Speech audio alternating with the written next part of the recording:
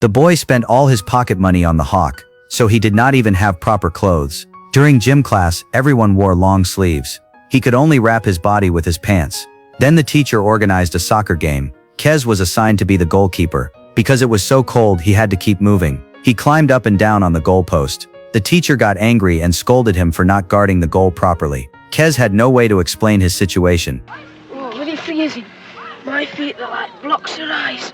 Because he was not in good condition, he failed to block the opponent's attacks. In the end, their team lost the game. The gym teacher blamed the loss entirely on Kez. After class, he stopped him. The teacher forced Kez to take a shower. The weather was already cold, but the teacher deliberately made the water cold. He tortured him on purpose. His homeroom teacher also scolded him. She asked why he was sleeping in class. The reason was that raising the hawk took too much of his energy. She struck his palms hard as punishment. Although Kez tried not to care about the teacher's abuse and insults, it still made him feel like giving up, so he decided to sell the hawk. But perhaps fate had tied them together. After several days, no one was willing to take it. Kez's strange behavior was noticed again by a teacher. His literature teacher questioned what was wrong, why he seemed so listless lately. Kez did not want to answer, but many classmates already knew the truth. He's got this hawk and he goes mad over it. He never knocks about with anybody else, he just goes... The teacher found it very interesting. He thought it would make a great writing topic. He asked Kez to come to the front of the class and talk about his experience raising the hawk. At first, Kez felt embarrassed, but to his surprise, the class listened attentively. Slowly, Kez began to show confidence.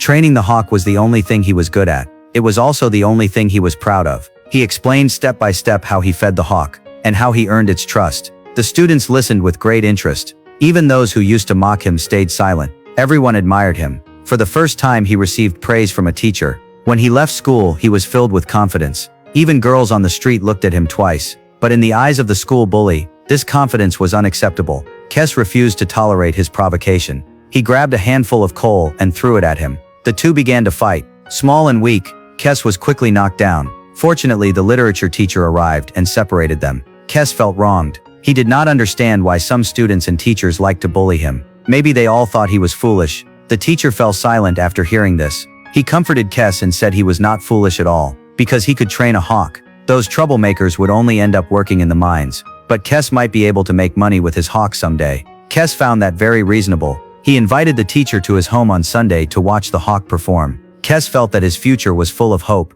After returning home, he eagerly hunted small birds, then brought them back to feed the hawk. He trained the hawk even harder. At this point, the hawk was no longer tied with a rope, yet it had no desire to fly away. A special bond had formed between them. They trusted each other and worked in perfect harmony. Seeing this, the literature teacher was amazed. He told Kez that this kind of animal was special. It was wild and powerful. No one could truly tame it. It chose Kez as its companion. A spark appeared in Kez's eyes. He believed he was special. That was why the hawk chose him. But everything changed that day. Kez went to a betting shop. His brother gave him his wages for the day and asked him to bet on horse racing. After looking into it, Kez felt the money would surely be lost. Since it would be lost anyway, he decided to spend it instead. He bought some food for himself and even bought beef for the hawk. Unexpectedly, the bet actually won, but Kez had not placed it. His brother was furious and went to the school to beat him. Kez had to hide in a corner of the school. He fell asleep there. His brother could not find him,